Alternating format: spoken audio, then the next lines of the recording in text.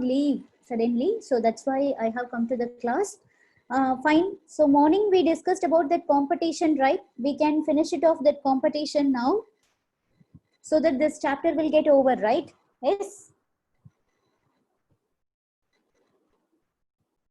Okay, you just listen to me. So morning we discussed about that competition. I gave you the introduction. So it is defined as an interspecific process in which the fitness of one species is significantly lower in the presence of another species, right? And in competition, we have this minus relationship.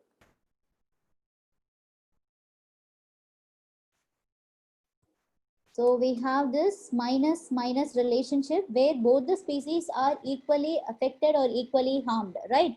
So I told you Charles Darwin, he considered this specific competition as a potent force in organic evolution. And usually competition occurs between closely related species who are competing for the same resource, where the resource will be a limited one or a depleting one, right? Fine. Now I told you some more exceptionals are there in this competition concept. Let us see what are those exceptional concepts. Sometimes competition may occur between totally unrelated species also. Usually what I told, generally competition will occur when closely related species are competing for the same resource, but it is a limited or unlimited, there is a depleting resource.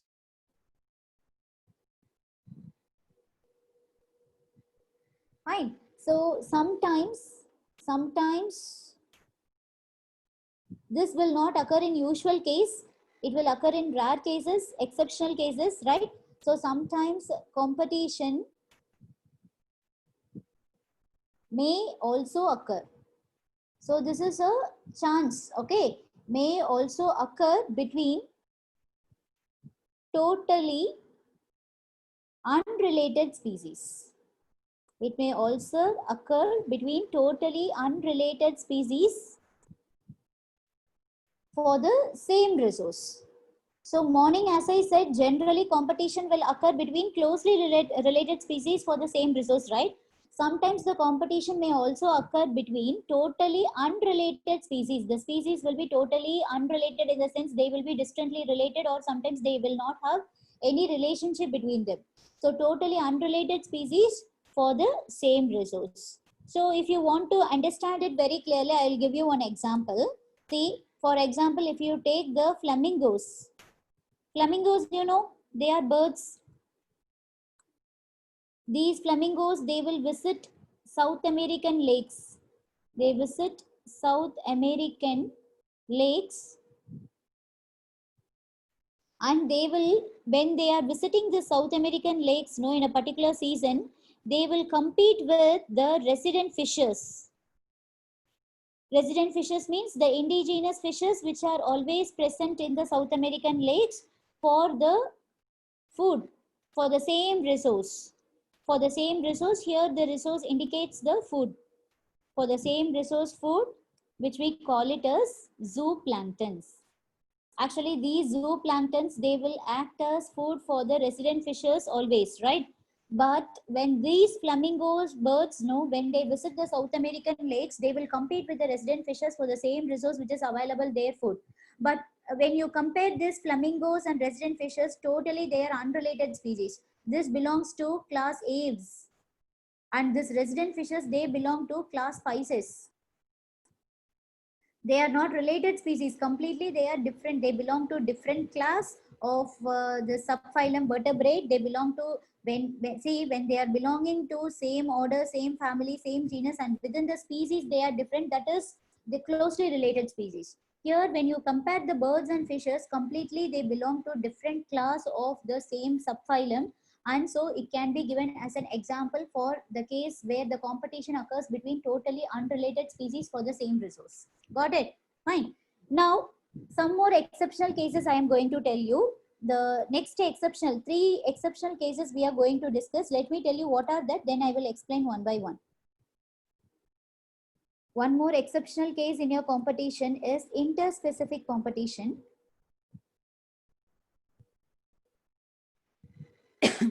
Excuse me. The second one is resource partitioning. The second example is resource partitioning exceptional case. And third one is competitive release. Competitive release. These three are exceptional cases in your competition. Exceptional cases in competition where it will not occur in the usual means, it will occur in a very rare case. Okay. So first let us discuss about what you mean by this interspecific competition. This interspecific competition you know very well. Sorry, not interspecific competition, it is interference. Interspecific competition is the usual thing that will happen, right? This is interference competition. So first let me tell you what is meant by interference competition. Interference competition. So what do you mean by this interference competition? The competition which occur when resources like food or shelter, space, etc. are abundant, since the feeding efficiency of one species may be reduced due to the interfering presence of other species. That is called as interference competition. So this type of interference competition, no, this competition will occur. This type of competition usually when competition will occur only when limited or depleting resources are available. But interference competition, no, it may even occur when there are unlimited resources. This type of competition will occur even when there are unlimited resources. Unlimited resources in the sense it may be food or it may be space or it may be area, whatever it may be, right? So even there are unlimited resources, this type of competition occurs under what case? Since the feeding method, okay, feeding efficiency of one species may be reduced. The feeding efficiency of one of the species may be reduced. Why it will be reduced? Due to the interfering. What do you mean by interference? Something which is coming in between, okay? Due to interfering presence of, which is coming as a disturbance, or which is interfering means which is participating in between. So interfering presence of other species. Due to the interference of other species, okay, the feeding efficiency of one species will be affected or it will be reduced even there are unlimited resources. Such case it is called as interference competition. Okay, so this type of competition occurs very rarely even when there are unlimited resource. Because of the interfering of one species, the feeding efficiency of other species may be reduced. Okay, for example, you can say morning we discussed one thing, right?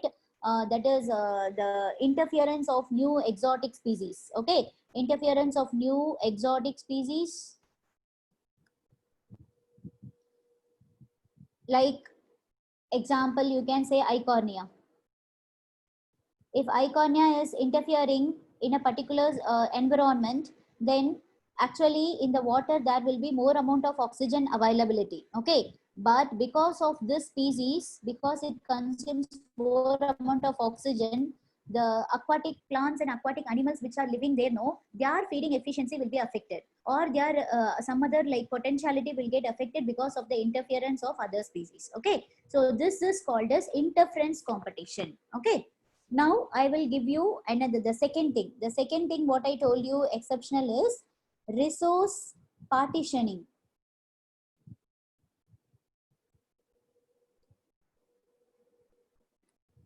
You just copy these three slides, then I will explain about this resource partitioning.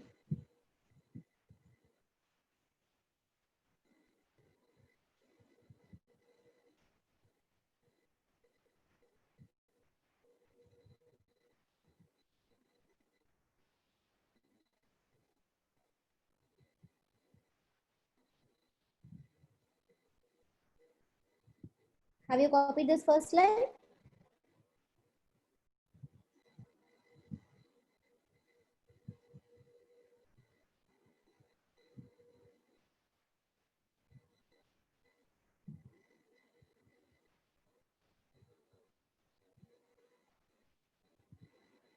Yes, this is the second one.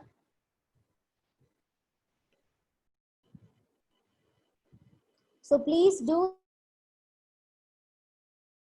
competition, no organisms will interact directly by fighting for the limited resources, or even if unlimited resources are present, it will not allow the other species to take their food properly. Okay, so thereby it will reduce the feeding efficiency of the other species.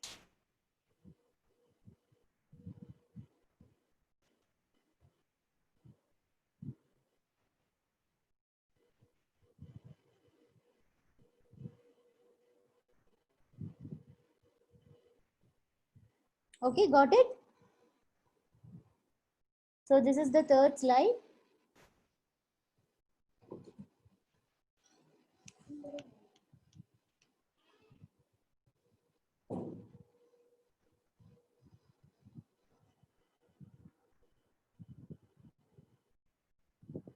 No, flamingos will eat zooplanktons, ma. They will not only eat fishes, okay? They will eat fishes, but they will eat zooplanktons also. That's why they are competing with the indigenous fishes that are present in the lakes. Spices, class spices. Spices means fishes. In animal kingdom, you didn't study under subphylum vertebrate. You have class spices, amphibians, reptiles, aves, and mammals. 5 different classes of organisms are there, no? Under what? You didn't study animal kingdom chapter last year?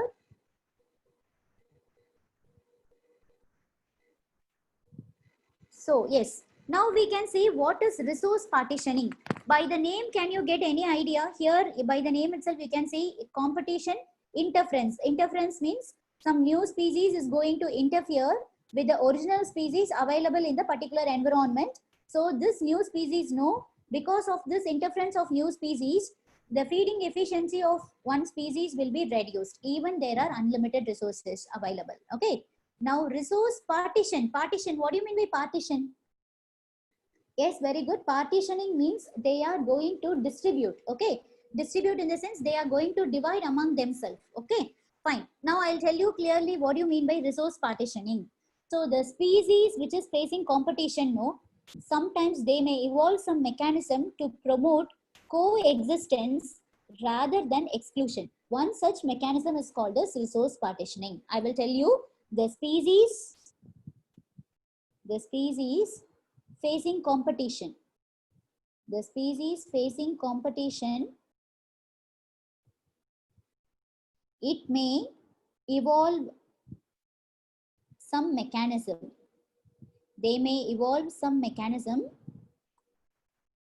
that mechanism will promote coexistence. Coexistence means like it will allow another species also to exist in the particular habitat or environment. Okay, it will not exclude that new species. For example, yes, during I told you, no, there's birds, no, birds, the Siberian birds which will shift to migrate to KLADO National Park every summer, when that is during the winter, extreme winter season in Siberia, they will migrate to the new habitat. Now, the organisms which are originally present in that particular habitat, no, it will not exclude that particular new organism who is coming to the habitat. It will just share the resource with the newly coming organisms, and that is called as resource partitioning. Okay. So the species facing competition may evolve some mechanism to promote coexistence rather than exclusion. Exclusion means avoiding them. Rather than avoiding the organism or species, the species in that particular environment or habitat, it will evolve a mechanism that promotes coexistence, cooperatively existing in a particular habitat. Okay, that is exactly, if you want to say resource partitioning. Resource partitioning means here avoiding competition. Avoiding competition by either they will avoid the competition with the species by that is avoiding competition. How they will avoid competition? By either choosing different timings of feeding. Suppose they among themselves they will decide, like if one group of organism is going to come and take their food in the morning time means the other group of species, no, they will not go and interfere in that particular timing. They will choose a different timing and they will have some partition of resources among themselves. So by avoiding competition, either choosing different timings of feeding or by some behavioral differences, or by having some behavioral differences in feeding pattern. They will not compete with the resource. Okay, they will have the partition among with the resources present in the particular habitat, and they can avoid the competition by either choosing different timings of feeding or behavioral differences in the feeding pattern. Okay, so this is how they will avoid the competition among them. So I will give you one example for this resource partitioning. Resource partitioning example you can write in nature. In nature, the tortoise of Galapagos Islands. Have you heard about this Galapagos Islands? In nature, the tortoise of Galapagos Islands, no, they became extinct within decade after goats which are said to be competitively superior. Goats are competitively superior. When this tortoise were, that is when these goats were introduced on the Galapagos Island. Why this tortoise became like extinct? Because the goats which were introduced in the island, no, they have greater browsing efficiency. They have greater browsing efficiency. Goats have, because of the greater browsing efficiency of the goat. And what happened? The tortoise which were in the Galapagos Islands, no, they became extinct within decade once after the introduction of goats which are said to be competitively superior. This will not occur in resource partitioning. This will not occur in resource partitioning, because in resource partitioning they will just divide the resource present available in the particular habitat by feeding them in different timings, or they will have different behavioral feeding habits that is based on the resources available in the habitat. Okay, so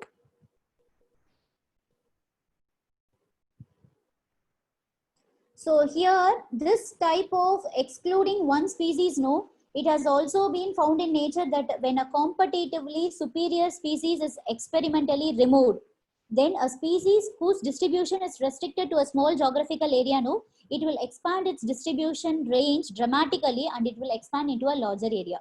And that is called as the third one, which we call it as competitive release. So now I will tell you what do you mean by competitive release.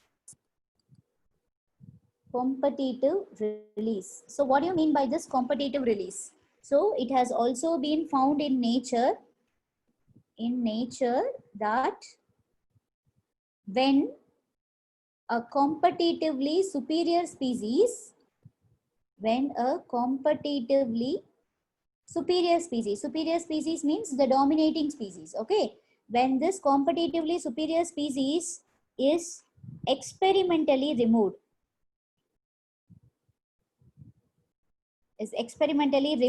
from that particular habitat, then a species whose distribution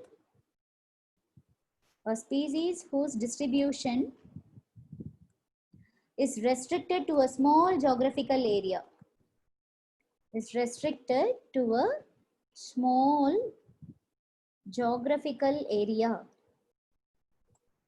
whose distribution is restricted to a small geographical area, no, that particular organism will expand its population, will expand its distribution or population, will expand its distributional range dramatically. Dramatically means it will expand its population very fastly, and it will expand from smaller geographical area, it will expand its population into a larger area. It will expand its population into a larger area. That is what we call it as competitive release. Okay. In nature, in any particular habitat, when a competitively superior species is experimentally removed. There are two species, one is superior, another one is inferior species. When you are removing that superior species from the geographical area, then the species whose distribution is restricted to a small geographical area, no, that organism, it can follow its reproduction process enormously, and they will expand its distribution range dramatically, and finally they will expand its distribution from small geographical area into a large area, and that is what we call it as competitive release. So these three things will take place in exceptional cases under this competition interaction. Okay, now under this competition interaction, I just want to tell you one more thing. This is a very, very important question for your board and also for your need. That is Gauss competition exclusion principle. Gauss competition exclusion principle. So actually this principle was given by a scientist called as Gauss. So it was named as Gauss competition exclusion principle. So what do this principle state? This principle states that two closely related species,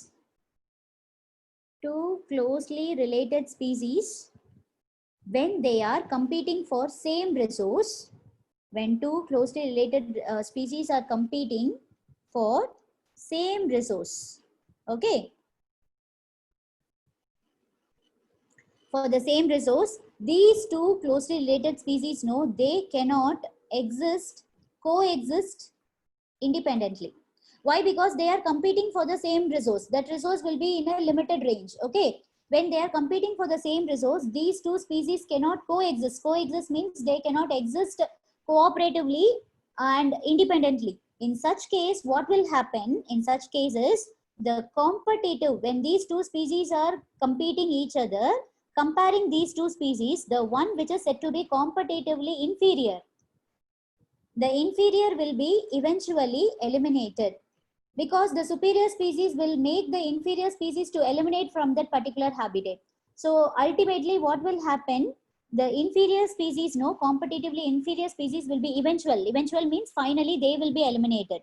This will happen only when the resources are limited. Okay, now you can see the principle competition exclusion means one species is going to be excluded from that particular habitat, and that species will be an inferior species, because the inferior species cannot go and compete with the superior species. When two closely related species are competing for the same limited resource, in this case, when among the two species, the one which is said to be inferior, that will be eliminated from the particular habitat or environment. Eliminated from the habitat. Only the superior species will survive here. Inferior species will be eliminated from the environment because of competition taking place for the same resource, which is a limited resource. In this case, he called it as a competition exclusion principle. The inferior species are excluded from the environment by the superior species when they are competing for the same resource. This is what we call it as Gauss competition exclusion principle. Got it? That's all. So these are the different cases under this competition where it will occur under different condition. Okay, fine. I will show you all the slides from the beginning. With this, the chapter is also getting over. Organism and population chapter is also getting over. Okay. Yes, you can say it. You cannot say this is a fourth point. This you can say as take it as a separate principle. Okay, you consider it as a separate principle. That is, when limited resources are available, under this limited resource, if two closely related species are competing with one another, and among the species, if they are, one is dominating and one is like inferior, the inferior species will be eventually eliminated from the habitat by the superior because of competition taking place between these two species for the same limited resource. Okay. Yeah. So that's all about competition, and this lesson is also over with this topic. I will show you all the slides now. This is the first one.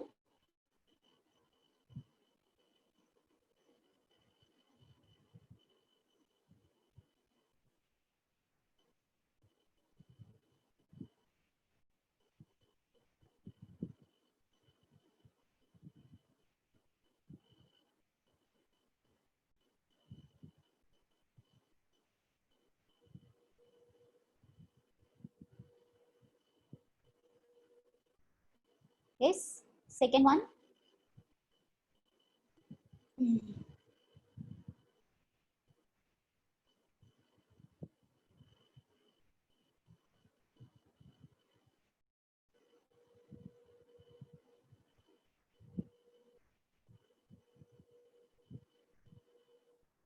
Third one. Please understand each of these competition cases separately, like don't get confused, okay? Interference competition is completely different from resource partitioning.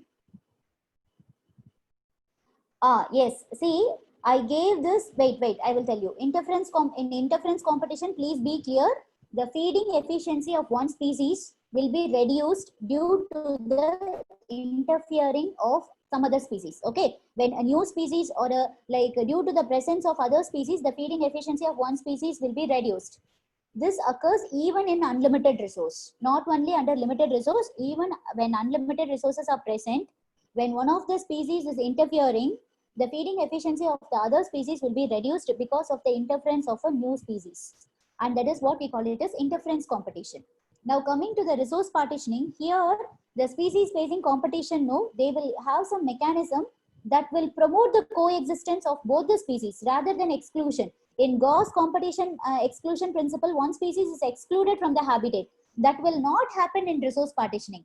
For that only I told this example. Here, this example is mentioning like in Galapagos Islands, initially tortoise were present in abundant population.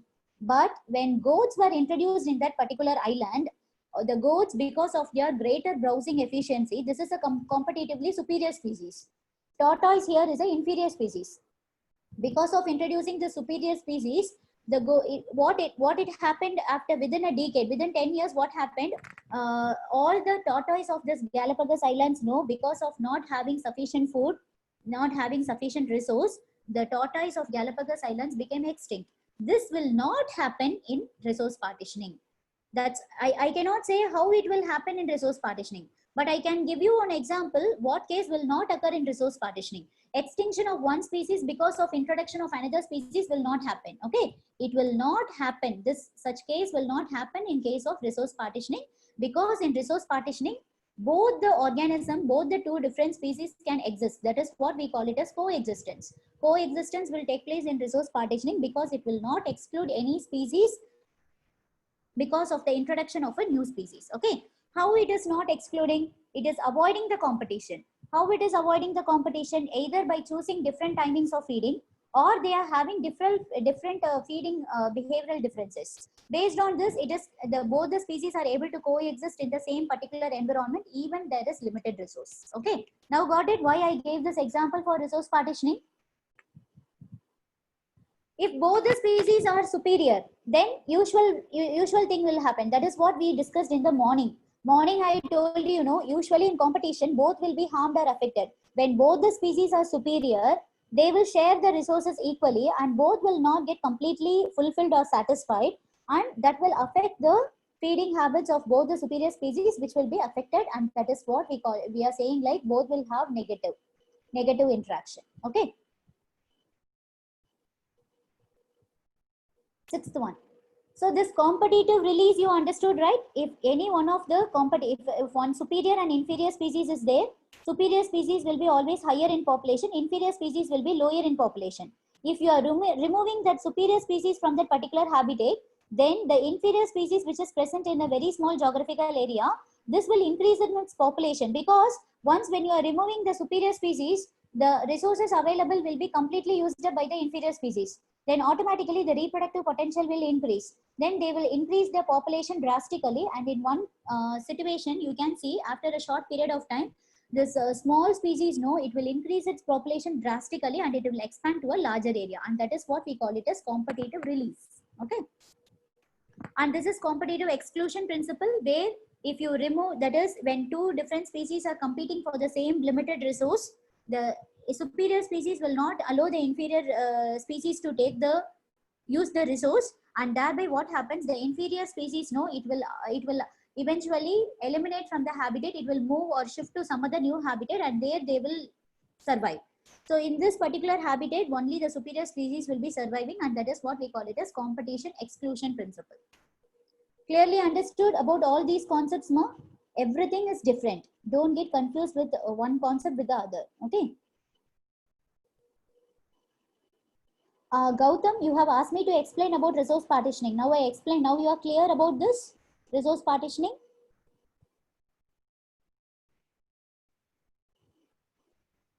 In resource partitioning, even there are limited resource or unlimited resource, the species will not do competition among them. There will be no competition at all, because they will partition the resource by taking the food at different timing, or they will partition the food by having some different behavioral feeding habits. Based on that, both the species will be able to exist in the particular environment simultaneously, and that is what we call it as coexistence. Gautam Shiranjeevi, are you able to understand now? Yes, thank you. Fine, students, this chapter is over with this. Model questions. Yeah, sure, I will give model questions. Don't worry. I am planning. I didn't take questions. I will make the slides for some 15 to 20 questions from this chapter. And Friday, coming Friday, no, the last day before your NEET exam, I will discuss some questions so that you can get some idea how you will get questions from, because this chapter is completely theory. Okay. So completely theory, and like mostly you will be getting statement questions. You cannot have direct questions. I will give you one condition. Based on the condition, you have to choose the answer. Okay. You have to read the condition question. You have to understand it very clearly. Then you have to select which is the best option, because when you are having statement questions or theory questions, all the four options will be similar. Similar in the sense you feel like all the four options are correct. Okay, there occurs so much of confusion. Under that condition, you have to choose the best one which is relating to the question very clearly. Okay. Your quarterly exam dates are not yet confirmed from your schools, ma. So we don't have any idea. We asked from your schools. They are not having any idea when to conduct the quarterly exam. They are waiting for this July lockdown to get over. Then they will have an idea when schools will reopen. Based on that, they will finally decide the date of your exams. Okay. Once when we get the information, I will inform you immediately in your class. Okay.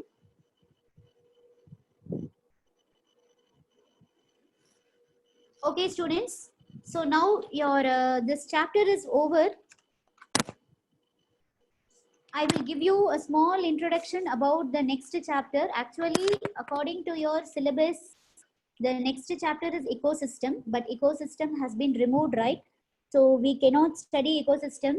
If ecosystem was there in your syllabus, you will be studying about the what is ecosystem, what are the structure and functions, what is meant by productivity, what is decomposition, how energy flow, energy transfer will occur, what is food chain, what is food web, and then you will be studying what are the different pyramids, ecological pyramid of number, pyramid of biomass, and pyramid of energy. And then you will study about ecological succession.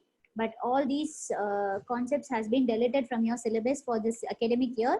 So we are skipping that chapter and we are moving to the next new chapter, biodiversity and conservation. I will just give you introduction. What are the things you are going to study in this chapter? I will not teach anything now. Okay. Okay, students are asking me to do something rather than starting this new lesson. I'm not going to start the chapter. Don't worry. I'll just tell you what are the things you are going to study under this chapter. Okay. Actually, biodiversity chapter is a very small chapter in your ecology unit. Out of 4 chapters in your ecology, this chapter is very, very small chapter, and you have studied some basics about this chapter in your living world, right? Just I will tell you what are the concepts we are going to study in this chapter. Then I will discuss something else. Biodiversity and its conservation. This is the chapter name. Okay. And students, after completing this chapter, the next unit what I am going to start with is back to your reproduction unit. I am going to start human reproduction and reproductive health. Okay. Actually, I waited for the schools to reopen, so that I thought like if we have direct interaction in the classes, it will be better. The leftover things are human reproduction and reproductive health, genetics, biotechnology. Genetics, biotechnology, no, fully like we should have a in-depth analysis. In-depth analysis means because you are like most of you are not aware of genetics. Genetics, no, it should be clearly taught from the basics. Only then you can understand. Actually, you would have studied one chapter called as Heredity and Evolution in your 10th class. I don't know how many of you have studied that chapter, because if you are coming from state board, you not have that chapter learned in your 10th. Okay, so anyways, I have to start the chapter from A. From A, I cannot directly jump to the chapter. I will take from zero. Okay. So genetics, anyways, we are going to deal at the end.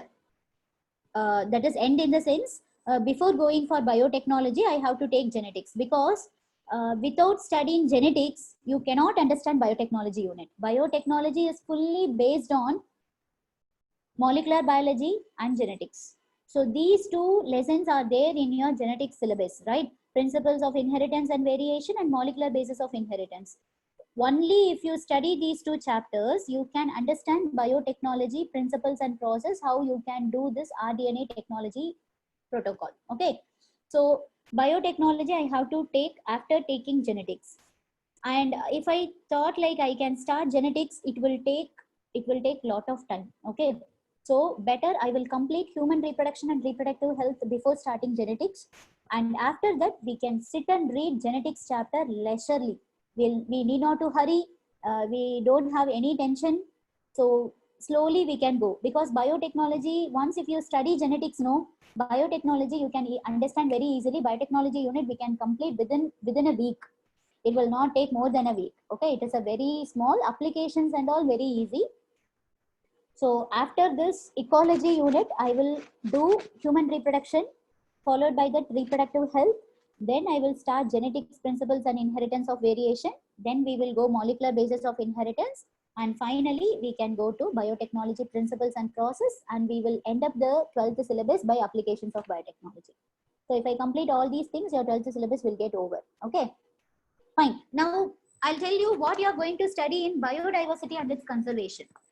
All of you have studied biodiversity in living world. In living world, you have studied living world unit chapter in your 11th, no? The very first chapter in your 11th portion, there you have studied about biodiversity, a small concept about biodiversity. Yes, the living organisms, diversified living organisms is called as biodiversity, right? So under this, first we will discuss what is biodiversity.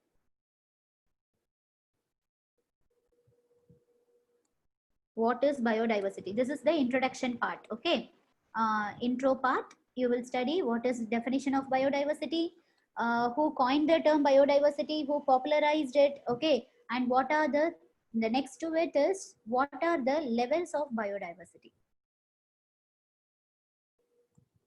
What are the levels of biodiversity? Under this levels of biodiversity, we are going to study three different levels, three important levels of biodiversity. The first level is genetic level, the second level is species level, and the third level is ecological level. Three different levels of biodiversity. Okay, so this is the first part of your biodiversity. Then you will study about the number of species. The number of species on earth so far, identified species, and also the number of species in India. Generally, you will study on earth, then you will study the number of plant species, animal species in India also, because it is our motherland, right? So you should know what are the number of species of plant species, animal species present in India. This you will discuss. Then we will study, this is I think the next one. The next one is what is the pattern of biodiversity. Under this pattern of biodiversity, you will study why biodiversity in some places it is higher and some places it is lower. You know, in tropical countries, always the biodiversity will be higher. Are you aware of that? Yes or no? Am I right or not?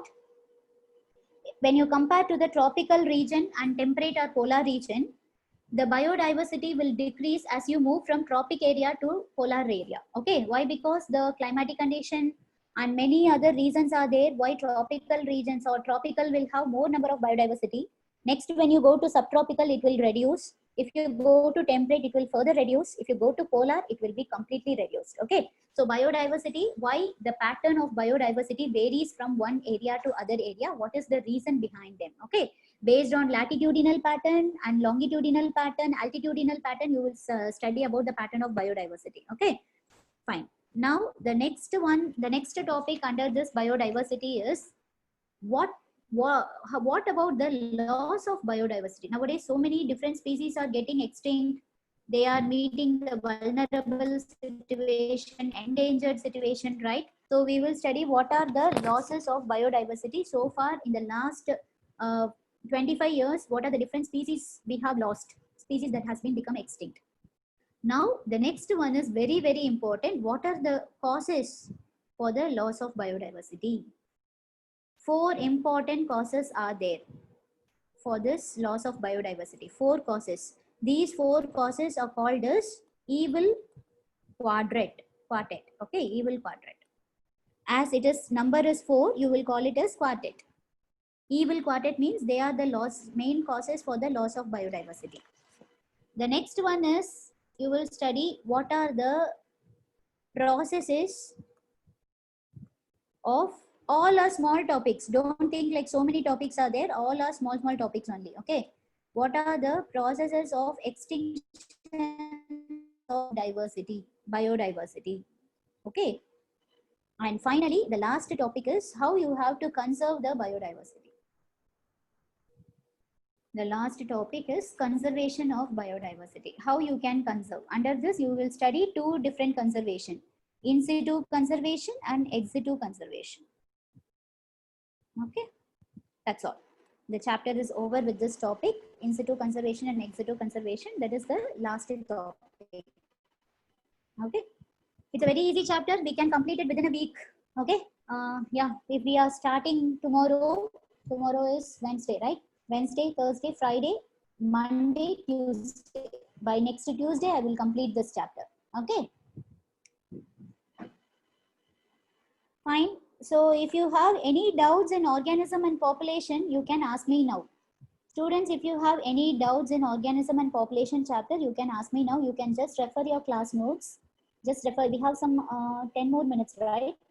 So you just refer your class notes from top to bottom, starting from the abiotic factors. If you have any doubts, I will clarify now.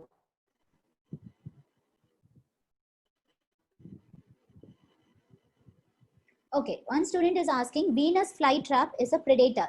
Venus flytrap, no, actually it is not. Venus flytrap is a plant, right? So it is not completely heterotrophic in its nature. Actually, that plant also possesses chlorophyll. It can also synthesize their own food. They can also undergo photosynthesis, and they are also autotroph. Okay, because of eating an insect, it will not be called as an heterotroph. In smaller class, you studied it is a heterotroph plant because there you cannot understand how it is exactly the mechanism is. So you studied under the heterotrophic plant. Okay. So you, in your 6th and 7th, you would have studied some plants are there which are also heterotroph in nature. For that example, insectivorous plants. Okay. But actually, it is not a completely heterotrophic plant. It is an autotroph. But reason why they are capturing the insects in the sense, they need some additional nitrogen. Okay. So plants need nitrogen, and you know nitrogen fixation process, the bacteria and cyanobacteria present in the soil, free living bacteria, and some bacteria which are present in the root nodules of plants, they will convert the atmospheric nitrogen into nitrates and nitrites. Okay, by that way the plants will be able to take the nitrogen from the soil. But this Venus flytrap plants, no, and other Nepenthes, all those insectivorous plants, no, actually what is the thing is they need some additional nitrogen apart from the nitrogen what they are taking from the soil. Like morning I told you, no, orchids need additional atmospheric moisture. Similarly, these plants, they need additional nitrogenous compounds.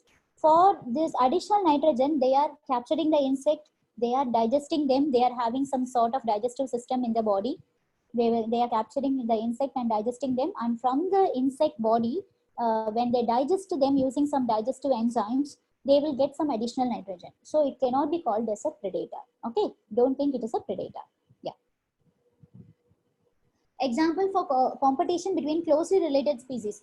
whatever competition you are seeing in our day-to-day life, they all are examples between closely related species. Okay, fine. Listen. Suppose if we human are living. Okay, closely related species, and we are all omnivorous. Suppose if you see any other omnivorous organism, then these two organisms are closely related species. Okay. Yes. See, competition occurring between the normal interrelated species are said to be the closely related species.